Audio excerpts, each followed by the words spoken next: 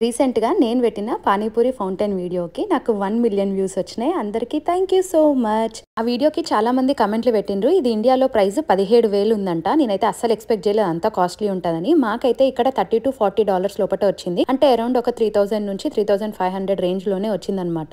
మాకిక్కడ దిక్కు లేదు కాబట్టి ఇట్లాంటివి కొనుక్కోవాలి గానీ ఇండియాలో అట్లాంటి అవసరమే లేదు. మనకు పానీపూరి బండిలు మస్తుంటాయి. ఒక దగ్గర కాకపోతే ఒక దగ్గర మస్తుగా తినొచ్చు. అండ్ ఇంకో కమెంట్ ఏంటిదంటే డబ్బాలకెళ్ళి డైరెక్ట్ తీసి యూజ్ చేసిండ్రు. ఒకసారి కడగాల్సిందని చెప్పి మెసేజ్ పెట్టిండ్రు. నేను ఇంటికి రాగానే ఫస్ట్ దాన్ని కడిగి ఆ తర్వాత మళ్ళీ మీకు వీడియోలో ఫస్ట్ నుంచి చూపించాలని చెప్పి మళ్ళీ ప్యాక్ చేసి పెట్టిన. ఒకరైతే హైలైట్ కమెంట్ పెట్టిండ్రు. దానికి అసలు నవ్వాలన్నా ఏడవన్నా అర్థం కాలేదు. ఆన్సర్ ఏమి ఇవ్వాలన్నా అని చెప్పి 2 నిమిషాలు ఆలోచించి మరీ ఆన్సర్ చేసిన.